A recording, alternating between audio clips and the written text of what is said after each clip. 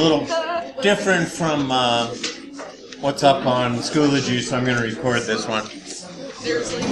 This isn't a black. Oh, it is. So, solving systems that involve decimals or fractions, right? So these can be solved either by substitution or elimination. We know that to solve by substitution, we want to have one of the variables by itself, which is to say that it has a coefficient of 1. So if you get something like this where there's decimals, the best thing to do is get rid of the decimals. And the way that we can do that, in this case, basically, is just to multiply each of these by 10. Okay? Because we have one decimal point, 0.5x, 0.3y, 0.2, 0.3, 0.6, etc. So doing this first one will become 5x plus 3y is equal to 2. So multiplying by 10, we're just kicking the decimal one place to the right. And this will become 3x minus 6y is equal to negative 30. Okay, so when we multiply by 10, it's every term, right? And in most system-type problems, you're going to have 3 terms. An x term, a y term, and a constant. Generally, when we solve, we like it to be in the form ax plus by equals c. Okay, so we call that standard form. General form is ax plus by plus c equals 0, where a, b, and c are all integers, and a is greater than 0. And this is more of a standard form. And we're going to make everything into integers, right, instead of decimals. Okay, so let's call this number 1. Let's call this number 2. Do we want to solve by substitution or by elimination? Elimination. Yeah. So if we multiply this one by 2, we'll have 6y minus 6y. Then what will we do if we multiply this by 2? Everything else is multiplied by 2 along the top first equation. Thank you. So let's call this 2 times number 1. So multiplied by 10. We could draw a little arrow here showing, and this was the result. And I'm going to call that equation 1. Multiplied by 10. This is the result. I'm going to call that equation 2. I'm going to multiply equation 1 now. So we decide, you don't want to solve this by substitution because you've got a 5x, 3y, 3x, negative 6y, right? We don't have a variable that's by itself. So 2 times 5x is 10x, 2 times 6y is plus 6y, 2 times 2 is 4. We're going to leave the bottom one the same, just number 2.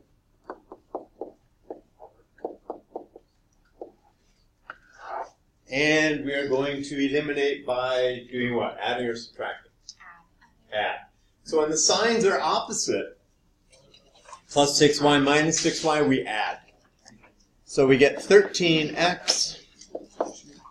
And what is 4 plus negative 30? Negative 26. So what's x equal to? X is equal to negative 2. We're then going to go and substitute negative 2 for x in number 1. Sure. So let's substitute negative 2 for x in equation 1. All right, so we're going to get 5 times, I'm going to do this here because I don't have room to do it below and still see that. So 5 times negative 2 plus 3y is equal to 2. Okay, now I can scroll that down.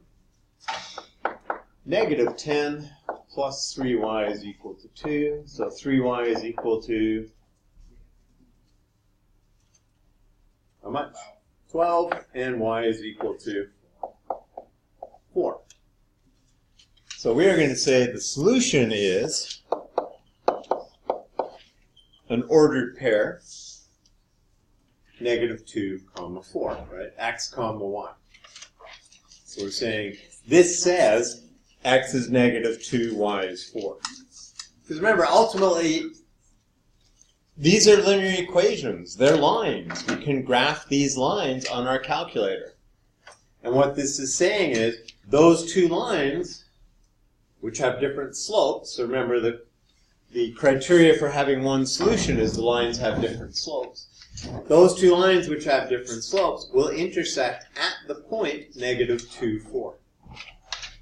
We can check that. So just running a quick mental check here, we've got -2. This will give us -10 plus 12, which is 2. This will give us -6 minus -24, which is -6. Wait, sorry, that was just 4. -6 minus 24, which is -30.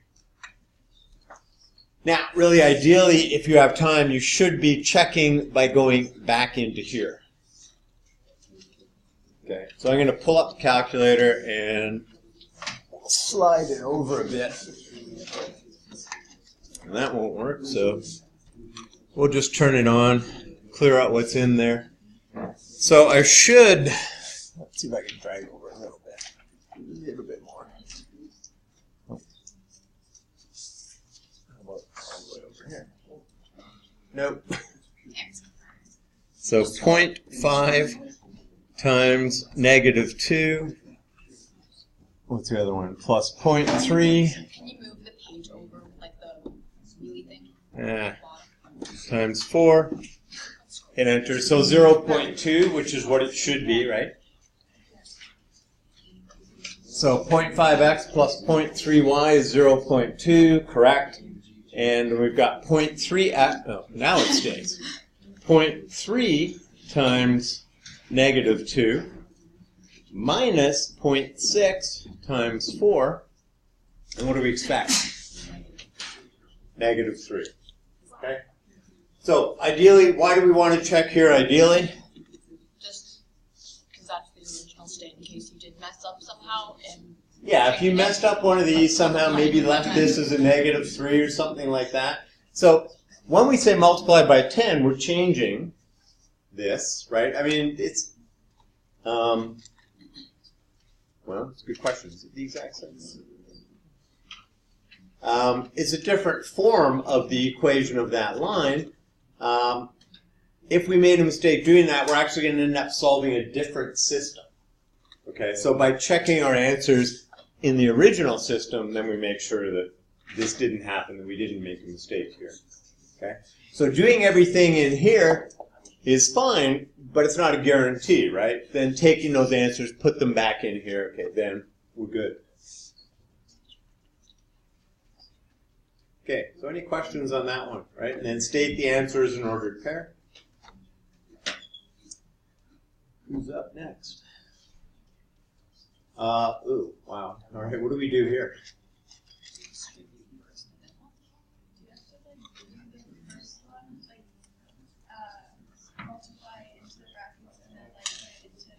Yeah, so we're going to multiply this, and then we're going to rearrange it. So this is already in standard-ish form. I just say ish because really we want to multiply this by 10. But we're going to work with this one first, right? So what we want to do is first get it into the shape where, you know, we get it into standard form. Then we'll worry about eliminating decimals if we need to. So what's 0.2 times 5? 1x. What's 0.2 times 50? 10.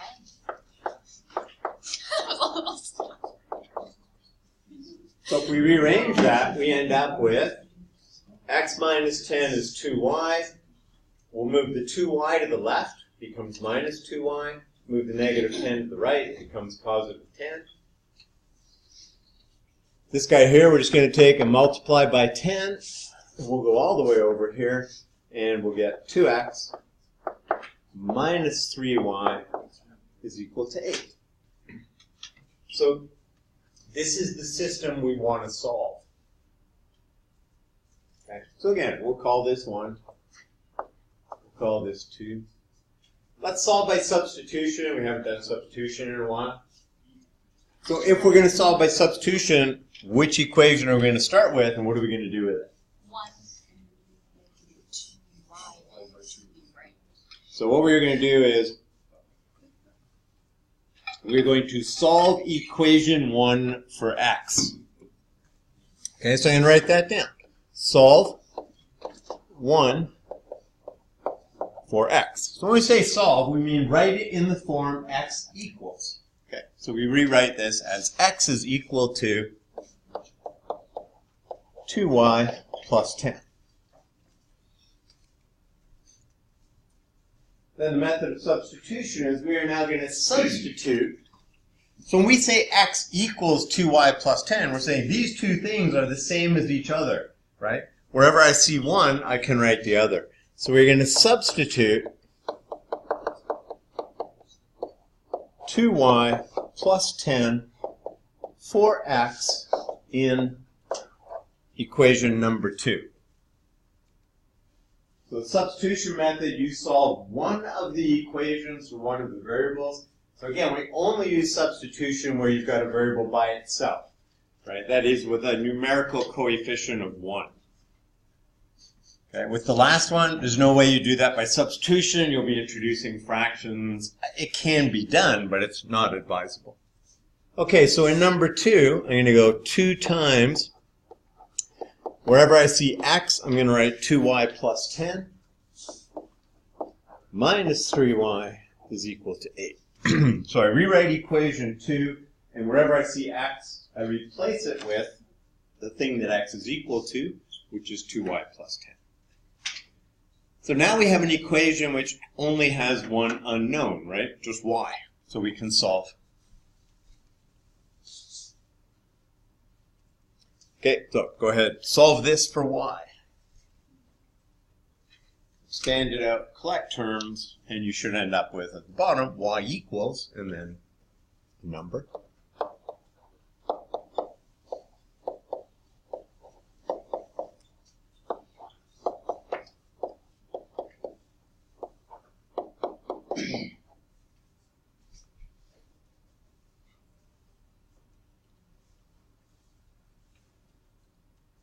So using distributive law,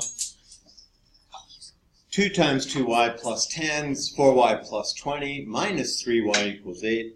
Y plus 20 is 8, y is negative 12.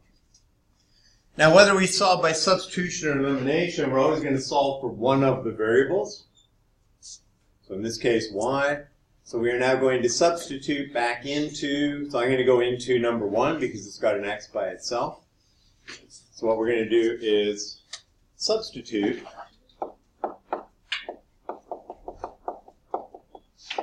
negative 12 for y in equation number 1. So x minus 2 times negative 12 is equal to 10. So we're going to solve that for x. Then we're going to state our answer as an ordered pair. Right, so open parenthesis x comma y, close parenthesis.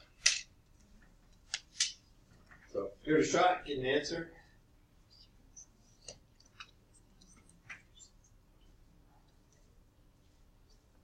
Watch your signs.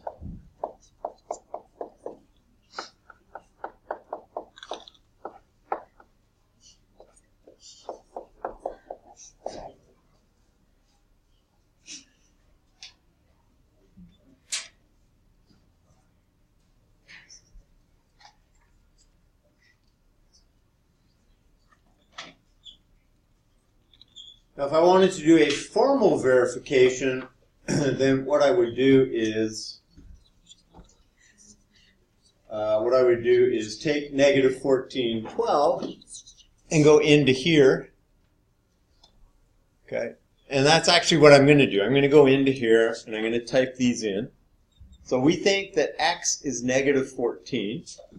So I'm going to go 0.2 bracket 5 times negative 14 minus 50 bracket enter, right? And then 2 times negative 12, which is negative 24. So we can see that that's going to be okay there, right? That one works. I'm not doing it formally. This is just an informal verification. And then we go 0.2 times negative 14 minus minus 0.3 times negative 12. Okay, hit enter. We hope we see 0.8. And we do.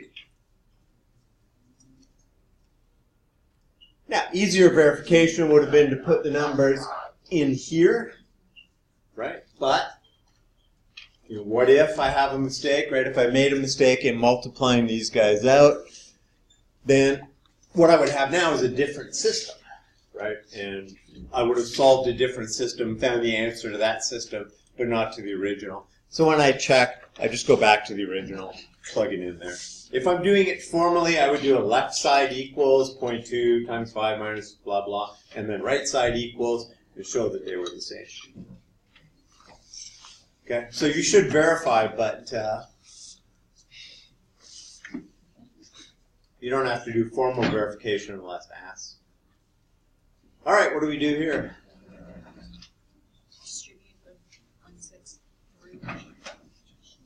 Well, if I do that, I'm going to get fractions, Then just right? multiply it with everything by. So let's take this, multiply it by 6, and that'll give me, so 6 times 1/6. Now the 1/6 is in front, right? So it's 6 times 1/6, which is 1. And then we've got the 4m minus 3n. What goes on the right-hand side? 24. Okay, so multiplied by 6, when I say that, it's this gets multiplied by 6, and then that gets multiplied by 6, right? Now in this case, you don't have to multiply 3 terms because you're doing the 6 here times that. They cancel. Yeah, so you just then can remove the brackets. What are we going to do on the bottom?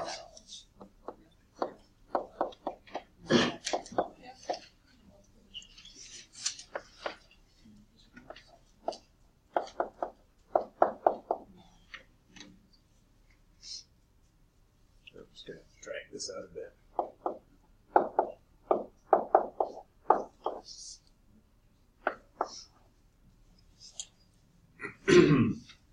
So the idea is just to get it into a more standard form, right? ax plus by equals c.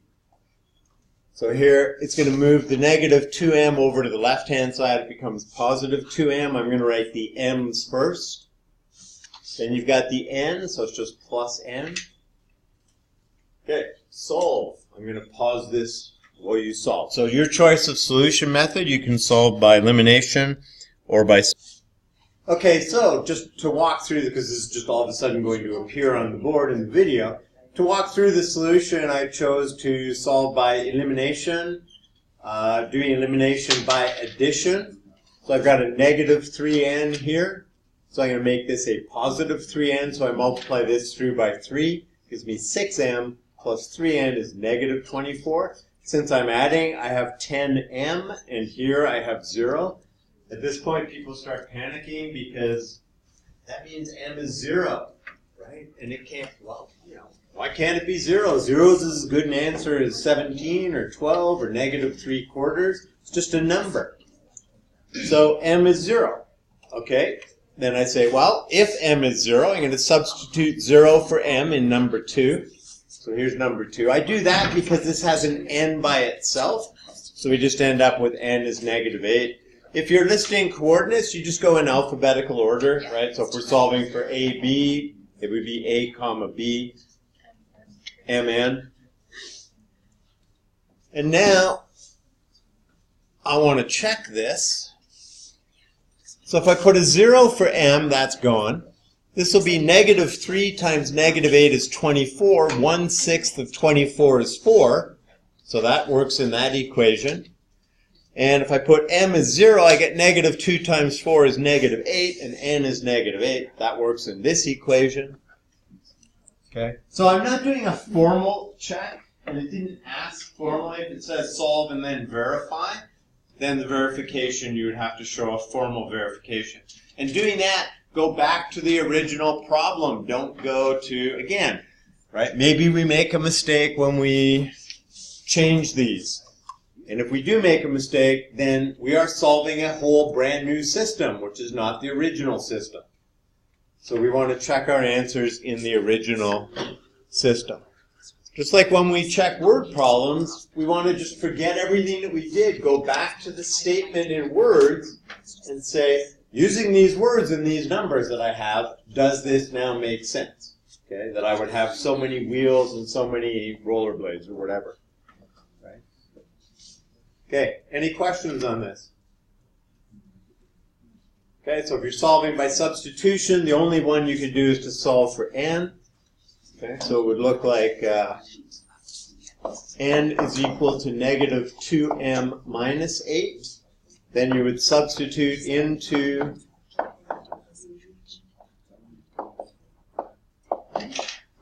here.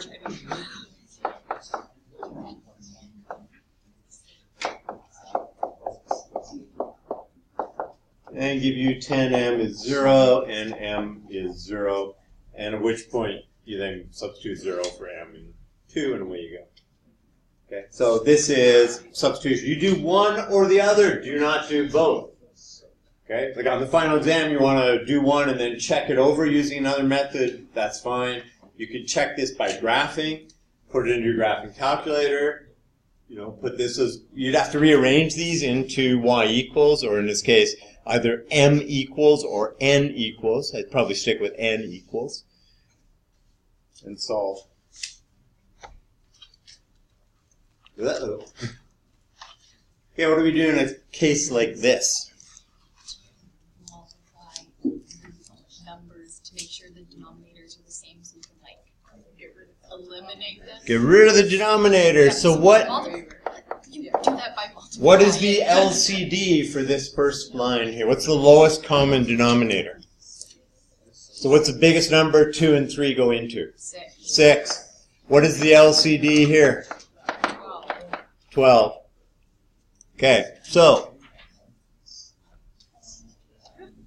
let's do that over here. So the LCD is 6, the LCD is 12. So what I'm going to do is multiply by 6, and I'm going to multiply this guy by 12. Now, remember when we say multiply, that's every term gets multiplied by 6. Just do them one at a time.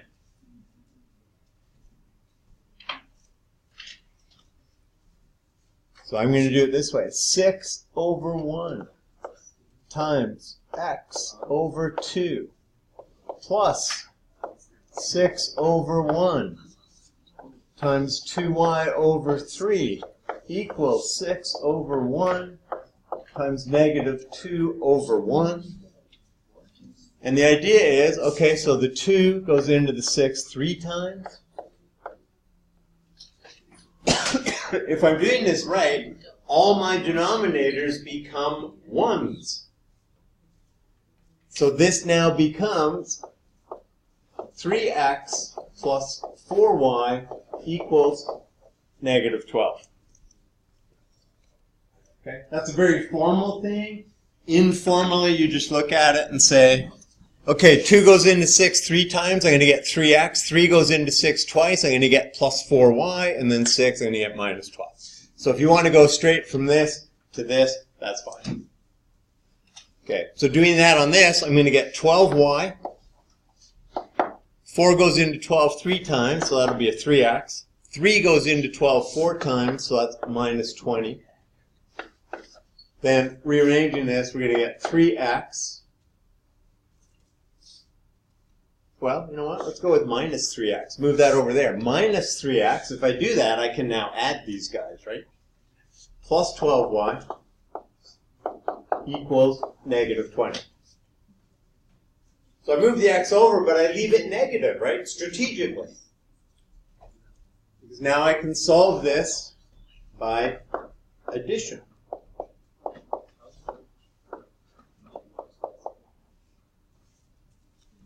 Okay, now at this point we're basically into all systems at this point are solved the same way, right? We then substitute, so let's say substitute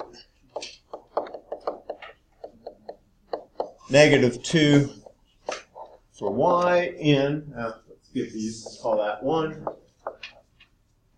let's call that 2. Let's go into number 1, because that way we have a positive 3x. So 3x plus 4 times negative 2 is negative 12. 3x minus 8 is negative 12. 3x is negative 4. X is negative 4/3. Negative 4/3, comma, negative 2.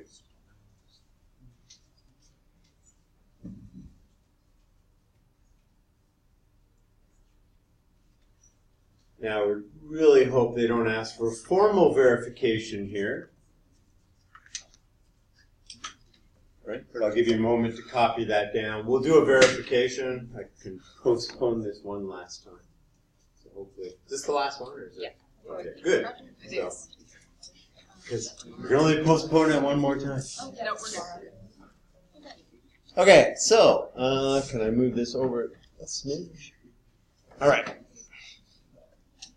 Okay, watch. I'm going to do something a little different here. So I'm going to clear that out. So I want x to be negative 4/3.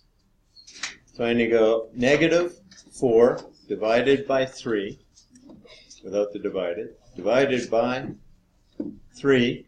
And I'm going to say store that in x.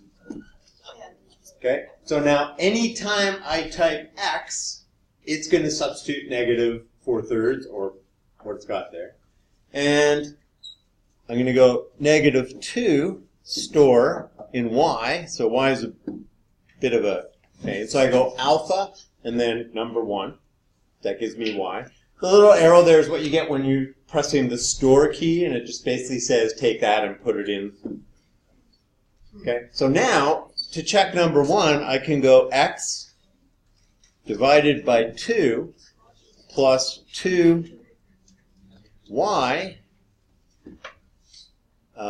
over 3 divided by 3, and I should get negative 2.